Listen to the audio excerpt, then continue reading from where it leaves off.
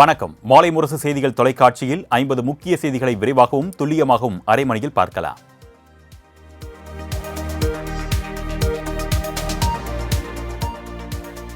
சர்வதேச மகளிர் தினத்தை முன்னிட்டு பெண்களின் வலிமை மற்றும் பங்களிப்புகளை அங்கீகரிக்கும் வகையில் பிரதமர் நரேந்திர மோடி வாழ்த்து தெரிவித்துள்ளார். இன்று உலக முழுவதும் சர்வதேச மகளிர் தினம் கொண்டாடப்படுகிறது. இந்நிலையில் பிரதமர் நரேந்திர மோடி மகளிர்களுக்கு வாழ்த்து தெரிவித்துள்ளார். இதுகுறித்து அவர் வெளியிட்டுள்ள எக்ஸ் தள பதிவில், திட்டங்களில் பிரதிபலிக்கும் வகையில் தங்கள் அரசாங்கம் எப்பொழுதும் பெண்களுக்கு அதிகாரம் அளிப்பதற்காக பாடுபட்டு வருவதாக கூறியுள்ளார்.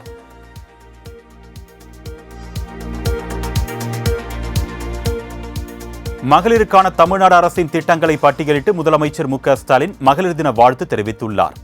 சர்வதேச மகளிர் தினம் இன்று கொண்டாடப்பட்டு வருகிறது. இதனையொட்டி அரசியல் தலைவர்கள், பிரபலங்கள் என பலரும் மகளிர் தின வாழ்த்து தெரிவித்து வருகின்றனர். இந்நிலையில் சகோதரிகள் அனைவருக்கும் சர்வதேச மகளிர் தின வாழ்த்துக்கள் என்று கூறி முதலமைச்சர் மு.க.ஸ்டாலின் எக்ஸ் தள பக்கத்தில் வீடியோ பதிவிட்டுள்ளார்.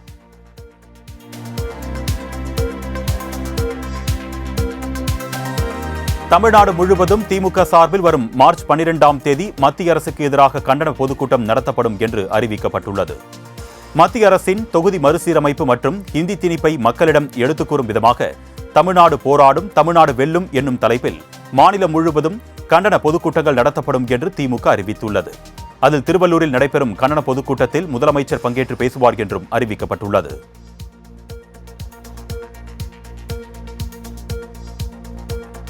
பாரதிய ஜனதா இல்லாமல் தமிழக அரசியல் இல்லை என்ற நிலையை உருவாக்கியிருப்பதாக அக்கட்சியின் மாநில தலைவர் அண்ணாமலை தெரிவித்துள்ளார். கோவை விமான நிலையத்தில் செய்தியாளர்களை சந்தித்தவர் இதனை தெரிவித்தார். பாஜகவை நோட்டா கட்சி என்று விமர்சித்தவர்கள் இன்று தங்களுடன் கூட்டணி வைக்க தவம் கிடக்கும் நிலை உருவாக்கப்பட்டிருப்பதாக அண்ணாமலை கூறினார்.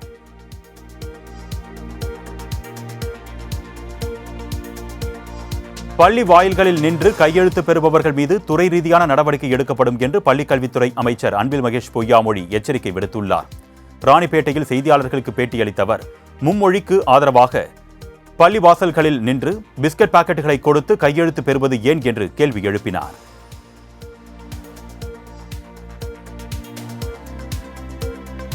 சென்னை தாம்பரம் அடுத்த கௌரிவாக்கத்தில் கலை மற்றும் அறிவியல் கல்லூரி சார்பில் மகளிர் தின விழா கொண்டாடப்பட்டது. இதில் கலந்து கொண்ட கனிமொழி எம்பி பின்னர் செய்தியாளர்களை சந்தித்தார்.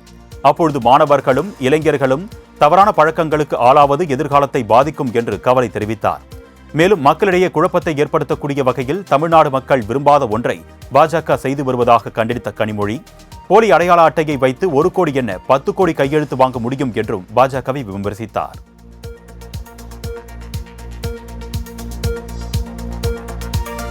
தன் உழைப்பாலும் திறமையாலும் தானும் உயர்ந்து தமிழகத்தையும் உயர்த்தியுள்ளார் முதலமைச்சர் மு.க.ஸ்டாலின் என்று மக்கள் நீதி மய்யம் தலைவர் கமல்ஹாசன் புகழாரம் சூட்டியுள்ளார்.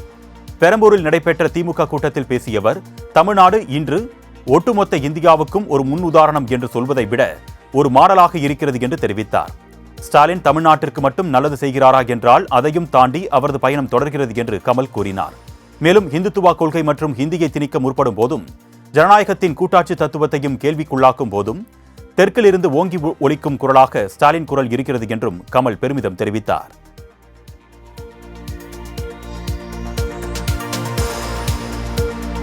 சென்னை ராயப்பேட்டையில் நடைபெற்ற இப்தார் நோன்பு திறப்பு நிகழ்ச்சியில் பங்கேற்ற விஜய், மனிதநேயம், சகோதரத்துவத்தை பின்பற்றுவோம் என்று பேசினார். ரமலான் பண்டிகையை முன்னிட்டு சென்னை ராயப்பேட்டையில் தாவேகா சார்பில் இப்தார் நோன்பு திறப்பு நிகழ்ச்சி நடைபெற்றது. இந்த நிகழ்ச்சியில் இஸ்லாமியர்களுடன் இணைந்து நோன்பு திறந்து தொழுகை மேற்கொண்டார்.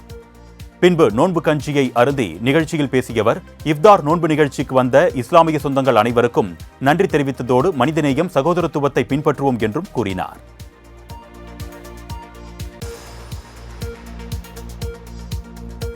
பொறியியல் மற்றும் மருத்துவக் கல்லூரி படிப்புகளை தமிழில் கற்பிக்க ஒரு காலத்தில் நடவடிக்கை எடுக்கப்படும் என்று நீர்வளத்துறை அமைச்சர் துரைமுருகன் தெரிவித்திருக்கிறார்.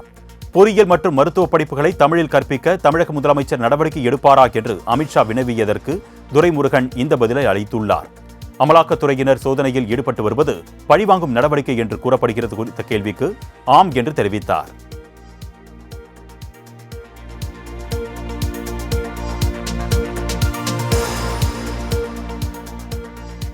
எடப்பாடி பழனிசாமியை முதலமைச்சராக ஏற்றுக்கொள்ளும் கட்சிகளை கூட்டணியில் ஏற்றுக்கொள்வோம் என்று அதிமுக முன்னாள் அமைச்சர் ஆர்.பி. உதயகுமார் தெரிவித்துள்ளார்.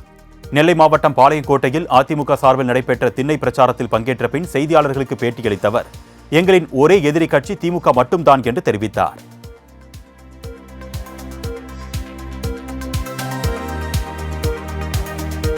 தேவைக்காகத்தான் மொழியை தவிர மொழியை வைத்து வாழ முடியாது என்று காங்கிரஸ் எம்பி மாணிக்கம் தாக்கூர் தெரிவித்துள்ளார். மதுரை தூத்துக்குடியில் இருந்து வளையங்குளம் செல்லும் தேசிய நெடுஞ்சாலையில் 36 கோடியே 62 லட்சம் ரூபாய் மதிப்பீட்டில் அமைக்கப்பட உள்ள மேம்பால பணியை எம்பி மாணிக்கம் தாக்கூர் தொடங்கி வைத்தார். பின்னர் செய்தியாளர்களை சந்தித்த அவர், காமராஜரின் ஆட்சிதான் முறையான ஆட்சி, அந்த ஆட்சியை வேறு எந்த ஆட்சியுடனும் ஒப்பிட முடியாது என்றார். மேலும் தனக்கு தமிழ்நாடு காங்கிரஸ் தலைவர் செல்வ பெருந்தகைக்கும் ஒரு பணிப்போரும் கிடையாது என்று கூறினார்.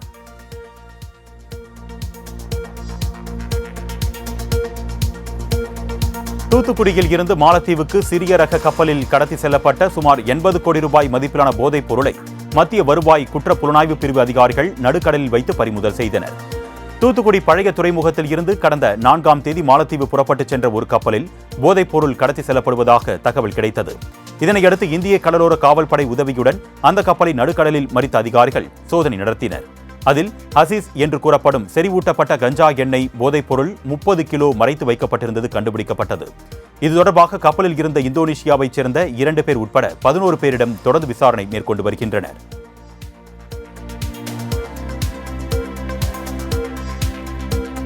கட்சியை காட்டிக் கொடுத்தவர் மாஃபா பாண்டியராஜன் என்றும், உனக்கு என்ன வரலாறு இருக்கிறது என்றும் முன்னாள் அமைச்சர் ராஜேந்திர பாலாஜியின் ஆவேச பேச்சால் பரபரப்பு ஏற்பட்டது.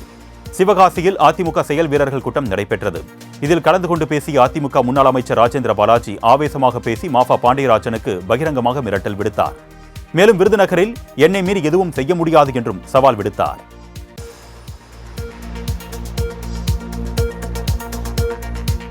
ஆதம்பாக்கத்தில் நடைபெற்ற ஜெயலலிதா பிறந்தநாள் விழா பொதுக்கூட்டத்தில் ஏற்பட்ட கூட்ட நெரிசலில் சிக்கிய 2 மூச்சு திணறலால் பாதிக்கப்பட்டனர். சென்னை ஆதம்பாக்கத்தில் அதிமுக சார்பில் ஜெயலலிதா பிறந்தநாள் விழா பொதுக்கூட்டம் நடைபெற்றது. இந்த நிகழ்ச்சியில் அதிமுக கொள்கை பரப்பு இணை செயலாளர் விந்தியா உள்ளிட்ட ஏராளமானோர் கலந்து கொண்டனர். நிகழ்ச்சியின் முடிவில் குழந்தைகளுக்கு விளையாட்டுப் பொருட்கள் மற்றும் பெண்களுக்கு அயன் பாக்ஸ், புடவை உள்ளிட்ட நலத்திட்ட உதவிகள் வழங்கப்பட்டது. அப்பொழுது பொருட்களை வாங்க மக்கள் ஒருவரை ஒருவர் முந்தியடித்துக் கொண்டு சென்றதால் விழா ஏற்பாட்டாளர்களும் போலீசாரும் கூட்டத்தை கட்டுப்படுத்த முடியாமல் திணறினர்.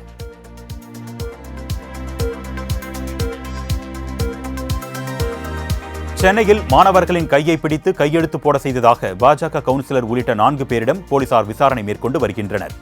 சோழிங்கநல்லூர் அடுத்த காரப்பாக்கத்தில் உள்ள அரசு மேல்நிலைப் பள்ளி முகப்பு வாயிலில் பாஜக சார்பில் மும்மொழி கொள்கையை ஆதரித்து கையெழுத்து இயக்கம் நடைபெற்றது. இதில் மாணவர்களை கட்டாயப்படுத்தி பாஜகவினர் கையெழுத்திட செய்ததாக கூறப்படுகிறது. இந்த புகாரின் பேரில் பாஜக கவுன்சிலர் உள்ளிட்ட 4 பேர் மீது போலீசார் வழக்கு பதிவு செய்து விசாரித்து வருகின்றனர்.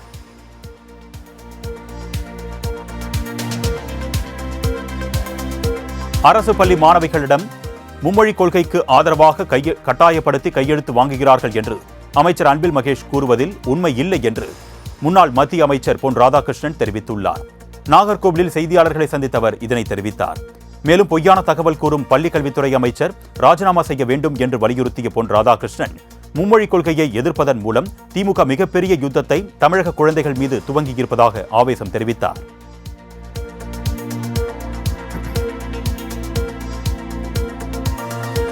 தமிழரின் வரலாற்றை தாங்கி பிடிக்கும் வெம்பக்கோட்டை என்று அமைச்சர் தங்கம் தென்னரசு தனது எக்ஸ் தளத்தில் பதிவிட்டுள்ளார். விருதுநகர் மாவட்டம் வெம்பக்கோட்டை அருகே விஜயகரிசல் குளத்தில் 3ஆம் கட்ட அகழாய்வு பணிகள் நடைபெற்று வரும் நிலையில் இதுவரை 18 குழிகளில் சுடுமண்ணால் செய்யப்பட்ட சமையல் பாத்திரங்கள், விளக்குகள், தங்க அணிகலன்கள், காதணி, சங்கு வளையல் உட்பட 3800க்கும் மேற்பட்ட பொருட்கள் கிடைத்துள்ளன. இதுகுறித்து பதிவிட்டுள்ள அமைச்சர், பல்லாயிரம் ஆண்டுகள் முன்பு வாழ்ந்த தமிழரின் வரலாற்று வாழ்வியல் தடங்களை இவை காட்டுவதாக தெரிவித்துள்ளார்.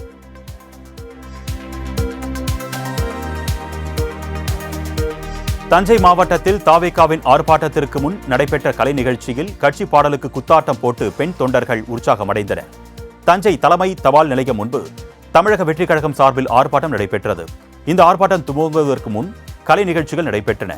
இதில் தப்பாட்டம் இசையுடன் கட்சி பாடல் பாடப்பட்ட நிலையில் கூட்டத்தில் இருந்த பெண் தொண்டர்கள் வைபாகி குத்தாட்டம் போட்டனர். மேலும் கட்சி துண்டை தலையில் கட்டி இடுப்பில் கைக்குழந்தையை வைத்திருந்த பெண் ஒருவர், தளபதி மாமா எங்களை காப்பாத்துங்கன்னு கை தூக்கி குரல் எழுப்பினார்.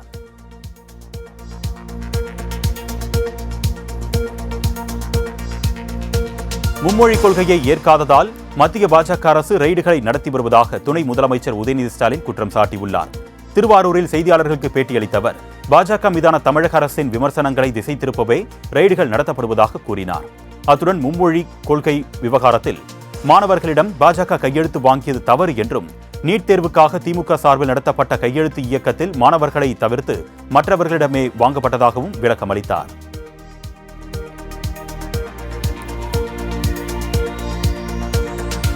மருத்துவம் மற்றும் பொறியியல் படிப்புகளுக்கான பாடத்திட்டத்தை தமிழ் மொழியில் அறிமுகப்படுத்த வேண்டும் என மத்திய உள்துறை அமைச்சர் அமித்ஷா வேண்டுகோள் விடுத்துள்ளார். அரக்கோணம் அருகே உள்ள தக்கோலத்தில் மத்திய பாதுகாப்பு படையின் 56வது ஆண்டு விழா நடைபெற்றது. இதில் சிறப்பு விருந்தினராக பங்கேற்ற உள்துறை அமைச்சர் அமித்ஷா மரியாதை வரவேற்பு அளிக்கும் விதமாக CISF தொப்பி வழங்கப்பட்டது. விழாவில் பேசிய அமித்ஷா, மத்திய ஆயுத போலீஸ் படை தேர்வை தமிழ் உட்பட 8 மொழிகளில் இளைஞர்கள் எழுத முடியும் என்றார். அதேபோல் மருத்துவம் மற்றும் பொறியியல் படிப்புகளுக்கான பாடத்திட்டத்தை தமிழ் மொழியில் அறிமுகப்படுத்த தமிழக முதலமைச்சர் நடவடிக்கை எடுக்க வேண்டும் என்றும் வலியுறுத்தினார். எந்த மொழியையும் மத்திய அரசு திணிக்கவில்லை என்றும் அவர் கூறினார்.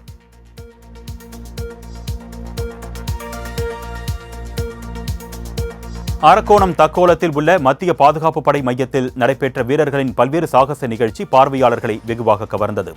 தீவிரவாதிகள் தாக்குதல் நடத்தினால் அதனை முறியடிப்பது தொடர்பாக வீரர்கள் தத்ரூபமாக சாகசம் செய்தனர்.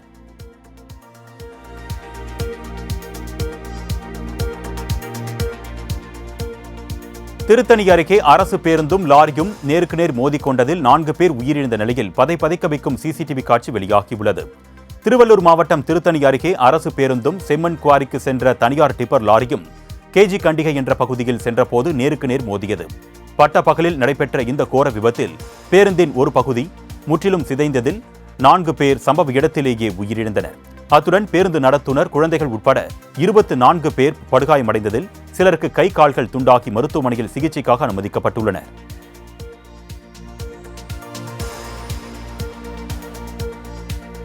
ஒரு காலகட்டத்தில் சைபர் கிரைம் தொடர்பாக 1 அல்லது 2 வழக்குகள் பதிவான நிலையில் தற்பொழுது 100 வழக்குகள் பதிவாவதாக தமிழ்நாடு காவல்துறை DGP சங்கர் ஜிவால் தெரிவித்துள்ளார். மதுரை மாநகர காவல் ஆணையர் அலுவலகத்தில் நடைபெற்ற காவல்துறையினருக்கான குறைதீர் முகாமில் கலந்து கொண்ட அவர் சிறப்பாக பணியாற்றிய 43 காவல்துறையினருக்கு நற்பணி சான்றிதழ்களை வழங்கி பாராட்டினார். அப்பொழுது பேசிய அவர், பெண்கள் மற்றும் குழந்தைகளுக்கு எதிரான குற்றங்களில் தீவிரமாக புலனாய்வு செய்ய வேண்டும் என்றும், போதைப் பொருள் கடத்தல் விற்பனை குற்றங்களை குறைக்க தேவையான நடவடிக்கைகளை எடுக்க வேண்டும் என்றும் அறிவுறுத்தினார்.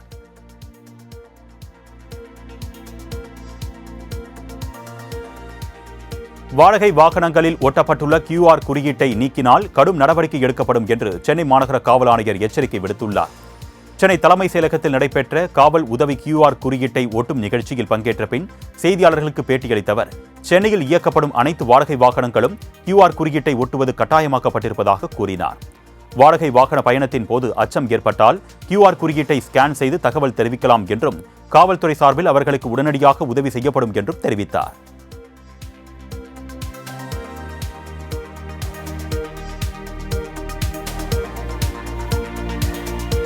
அனைத்து கட்சி கூட்டம் திமுகவின் குற்றங்களை மறைத்து மக்களை திசை திருப்ப நடத்தப்படும் நாடகம் என்று தமிழ் மாநில காங்கிரஸ் கட்சி தலைவர் GK வாசன் சாடியுள்ளார்.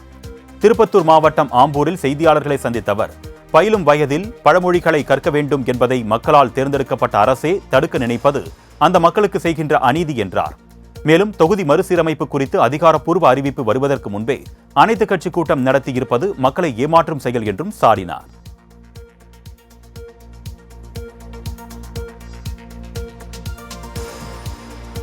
ஆட்சேபமற்ற புறம்போக்கு நிலங்களில் குடியிருப்போருக்கு பட்டா வழங்குவது தொடர்பாக தமிழ்நாடு அரசு விரிவான வழிகாட்டு நெறிமுறைகளை வெளியிட்டுள்ளது.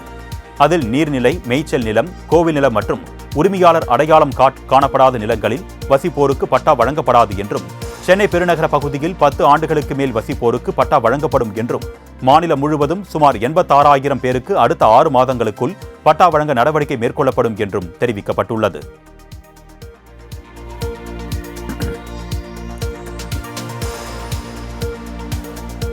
திண்டுக்கல்லில் அரசு பள்ளியில் மேற்கூரை கான்கிரீட் பூச்சி பெயர்ந்து விழுந்ததில் 7 மாணவர்கள் காயமடைந்தனர். திண்டுக்கல் பாரதிபுரம் பகுதியில் செயல்பட்டு வரும் மாநகராட்சி நடுநிலைப் பள்ளியில் பள்ளி 100ஆண்டு விழாவை முன்னிட்டு பராமரிப்பு பணிகள் நடைபெற்று வருகிறது. இந்நிலையில் பள்ளியின் வகுப்பறையில் மேற்கூரை கான்கிரீட் திடீரென பெயர்ந்து விழுந்ததில் 7 மாணவர்கள் காயமடைந்தனர். இதனையடுத்து மீட்கப்பட்ட மாணவர்களுக்கு மருத்துவமனையில் சிகிச்சை அளிக்கப்பட்டது. தகவலறிந்து சென்ற வருவாய்த்துறை மற்றும் மாநகராட்சித்துறை அதிகாரிகள் சம்பவம் குறித்து கேட்டறிந்தனர்.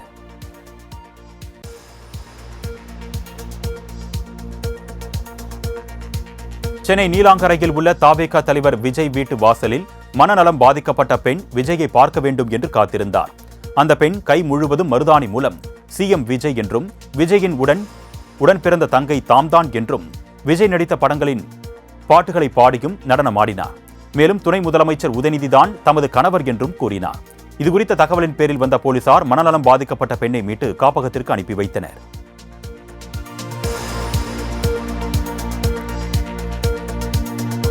இரண்டாயிரத்து 26 தேர்தலில் பாஜக ஒரு தொகுதியில் கூட வெற்றி பெறாது என்று எஸ்டிபிஐ கட்சியின் மாநில தலைவர் நெல்லை முபாரக் தெரிவித்துள்ளார். நெல்லை மேலப்பாளையத்தில் செய்தியாளர்களை சந்தித்த அவர் அதிமுக பாஜக கூட்டணி அமைவதற்கு வாய்ப்பு கிடையாது என்றார். மேலும் தாவேகாவுடன் கூட்டணி பேச்சுவார்த்தை நடப்பதாகவும் வலுவான கூட்டணி அமைத்து மாற்றம் வரும் என்றும் முபாரக் நம்பிக்கை தெரிவித்தார்.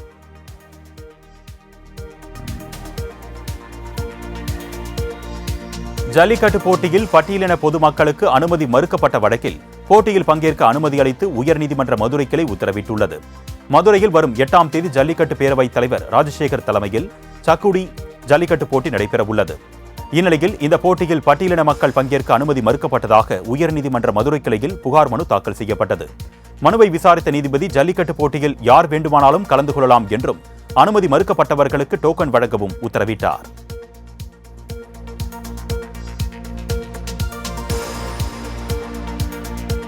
திருப்பூரில் நகை வியாபாரியிடம் 1 கோடியே 10 லட்சம் ரூபாய் கொள்ளையடிக்கப்பட்ட சம்பவத்தில் 5 பேர் கைது செய்யப்பட்டனர்.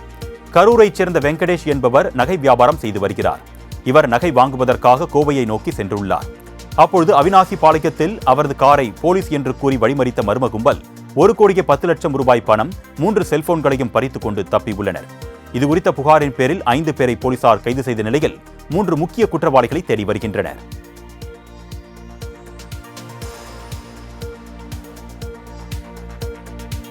சிதம்பரம் அருகே மணல் குவாரி உரிமையாளர்களுக்கு துணை போவதாக கூறி போலீசாரை கிராம மக்கள் முற்றுகையிட்ட சம்பவம் பரபரப்பை ஏற்படுத்தியது. கடலூர் மாவட்டம் அத்தியாநல்லூர் கிராமத்தில் செயல்பட்டு வரும் சவுடு மணல் குவாரியில் அரசு அனுமதி அளித்ததை விட அதிக அளவு மணல் எடுப்பதாக புகார் எழுந்துள்ளது.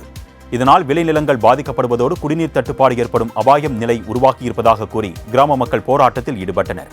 அப்பொழுது குவாரி உரிமையாளர்களுக்கு போலீசார் துணை போவதாக குற்றம் சாட்டிய கிராம மக்கள் போலீசாரை முற்றுகையிட்டு வாக்குவாதத்திலும் ஈடுபட்டனர்.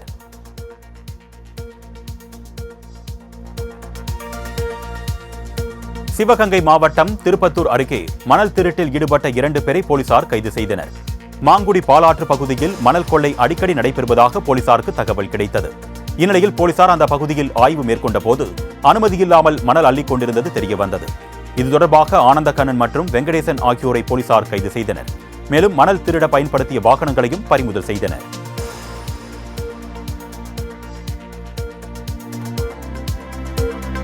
சென்னை கடற்கரை தாம்பரம் இடையே புறநகர் மின்சார ரயில் சேவை வரும் 9ஆம் தேதி காலை 5:10 மணி முதல் மாலை 4:10 மணி வரை ரத்து செய்யப்படும் என்று தெற்கு ரயில்வே அறிவித்துள்ளது. அதன்படி செங்கல்பட்டு, காஞ்சிபுரம், திருமால்பூர் ரயில்கள் தாம்பரம் வரை இயக்கப்படும் என்று கூறப்பட்டுள்ளது. மேலும் பயணிகள் வசதிக்காக தாம்பரம், கோடம்பாக்கம் இடையே 30 நிமிட இடைவெளியில் சிறப்பு ரயில் இயக்கப்படும் என்றும் தெற்கு ரயில்வே அறிவித்துள்ளது.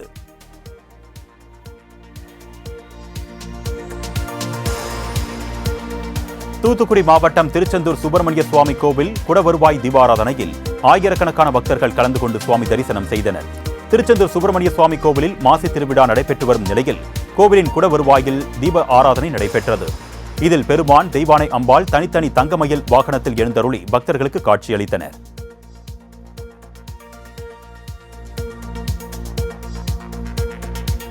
இரண்டாயிரத்து 50ஆம் ஆண்டுக்குள் 44 கோடி இந்தியர்கள் உடல் பருமனாக இருப்பார்கள் என்ற அறிக்கையை மேற்கோள் காட்டி பிரதமர் மோடி எச்சரித்துள்ளார்.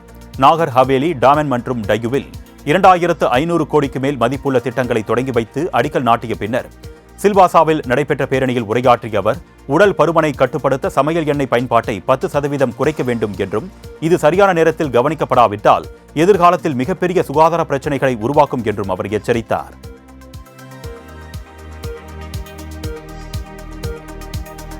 பெங்களூரு பல்கலைக்கழகத்தின் பெயரை டாக்டர் மன்மோகன் சிங் பெங்களூரு பல்கலைக்கழகம் என மாற்றம் செய்யப்படும் என்று பட்ஜெட் உரையில் முதலமைச்சர் சித்தராமையா அறிவித்தார்.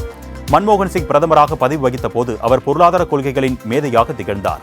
அவரது புகழை போற்றும் வகையிலும் அவர் நாட்டின் பொருளாதாரம், கல்வி, மருத்துவம் போன்ற துறைகளுக்கு ஆற்றிய சேவைகளுக்காகவும் இந்த முடிவு எடுக்கப்பட்டிருப்பதாக தெரிவித்த முதலமைச்சர், தேசிய அளவில் அந்த கல்லூரி சிறந்த கல்வியை வழங்க அனைத்து வழிவகைகளும் செய்யப்படும் என்றும் தனது பட்ஜெட் உரையில் தெரிவித்துள்ளார்.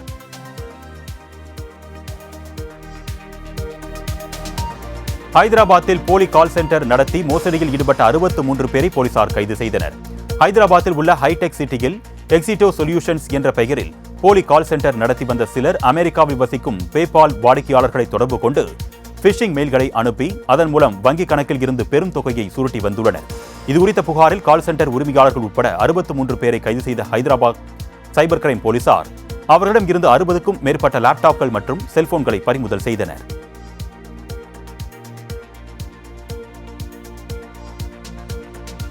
ஜம்மு காஷ்மீரின் பகுதியை மீட்டெடுக்க விரும்பினால் நாங்கள் யாராவது வேண்டாம் என்று கூறினோமா என்று ஜம்மு காஷ்மீர் முதலமைச்சர் உமர் அப்துல்லா கேள்வி எழுப்பியுள்ளார். பாகிஸ்தானால் திருடி ஆக்கிரமிக்கப்பட்டு வைத்துள்ள காஷ்மீரை மீட்டுக் கொண்டு வந்துவிட்டால் மொத்த காஷ்மீர் பிரச்சனையும் தீர்க்கப்பட்டுவிடும் என்று மத்திய வெளியுறவுத்துறை அமைச்சர் ஜெய்சங்கர் பேசியிருந்தார். அவரது கருத்துக்கு பதிலளித்துள்ள ஜம்மு காஷ்மீர் முதலமைச்சர் உமர் அப்துல்லா, கார்கில் போர் சமயத்தில் பாகிஸ்தான் ஆக்கிரமிப்பு காஷ்மீர் பகுதியை திரும்பப் பெறுவதற்கான ஒரு வாய்ப்பு இருந்ததாகவும் அதனை செய்யாமல் விட்டுவிட்டு இப்பொழுது நீங்கள் அதனை மீட்டெடுக்க விரும்பினால் நாங்கள் யாராவது வேண்டாம் என்று கூறினோமா என்றும் பேசினார்.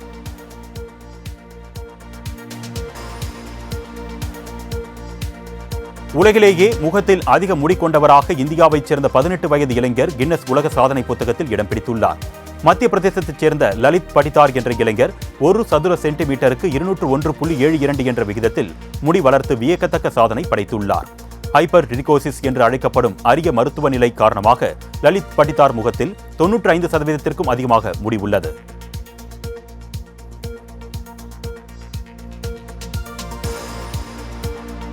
அமெரிக்காவில் வானில் பறந்து கொண்டிருந்த விமானத்தில் பெண் பயணி ஒருவர் ஆடைகளை கழற்றி நிர்வாணமாக அடம் பிடித்ததால் மீண்டும் தரையிறக்கப்பட்டது.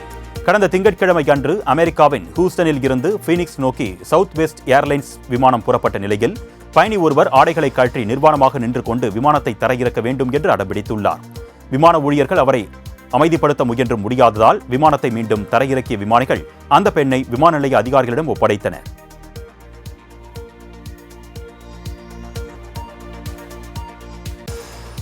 தமிழகத்தில் 6 இடங்களில் வெயில் 100 டிகிரி ஃபாரன்ஹீட்டை தாண்டி பதிவானது. தமிழகத்தில் கடந்த சில நாட்களாக வெப்பநிலை அதிகரித்து வருகிறது. பல இடங்களில் 100 டிகிரி ஃபாரன்ஹீட் பதிவானது. சென்னை வானிலை ஆய்வு மையம் வெளியிட்டுள்ள அறிக்கையில் தமிழகத்தில் அதிகபட்ச வெப்பநிலை ஒரு சில இடங்களில் 2 முதல் 3 டிகிரி செல்சியஸ் இயல்பை விட அதிகமாகவும், வட மாவட்டங்களில் ஓரிரு இடங்களில் 3-4 டிகிரி செல்சியஸ் இயல்பை விட அதிகமாகவும் இருக்கும் என்று தெரிவிக்கப்பட்டது.